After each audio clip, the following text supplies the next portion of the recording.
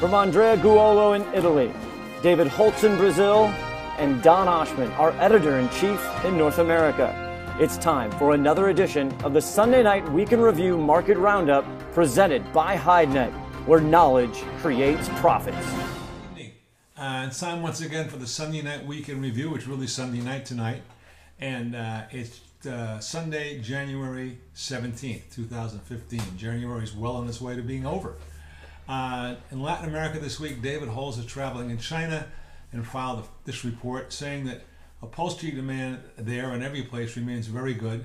Estimated about 70% of Brazilian production is going for upholstery. That's automotive mostly, but also for furniture.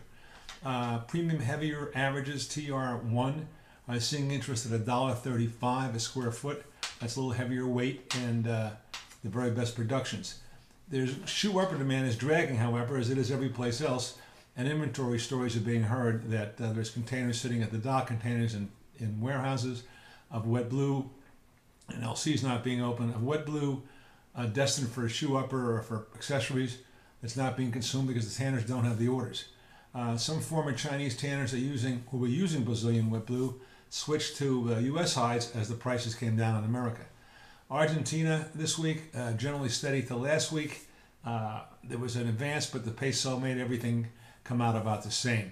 And people are waiting to see what the government's going to do about export restrictions. We hear now that there's going to be a 5% reduction in the export taxes, but not eliminated, and that's not even a fact yet. So stay tuned. We'll tell you more about that in our market report, actually. Andrea Guolo reports from Europe this week that prices are generally steady overall, a little bit better here, a little bit softer there. The bad thing is that UK sheepskins are getting down to like 50 cents a piece now. It's unbelievable. Automotive and furniture is doing okay. Shoe upper and accessory leather still struggling, like we hear from China, like we hear from America, like we hear from brands. Adjustments are being seen in European brands in the Chinese market. They're adapting to the heydays being past, where a Chinese would buy anything at any price, and now they've already got, as Andrea observed, closets full of purses and high-end product, and now the middle class are coming in and buying domestically made Chinese product. Would you like to have any of all of our market reports for free? Absolutely free. I'll tell you how to do that as soon as we finish the North American report. In North America this week, heavy Texas and branded steers, which is the majority of U.S. production, were weekly steady to $1 lower. Wet blue Texas were steady at $83 to $84. Bulls, natives, upholstery, butt branded steers and heavy native steers, which are a favorite for upholstery, automotive upholstery especially, held firm.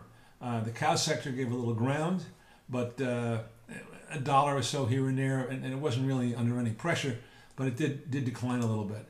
Bulls found several dollars lower, and it was a pretty good cleanup of bulls.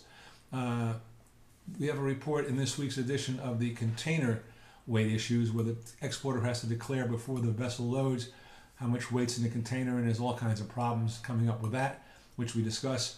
Also, we have an article on how leather is now on a list of restricted substances. That's another headache.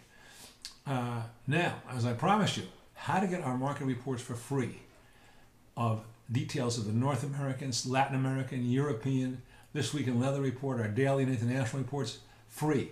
Simple as clicking on the box to your right of the screen, looking at my picture. To the right, it says sign up for a free trial.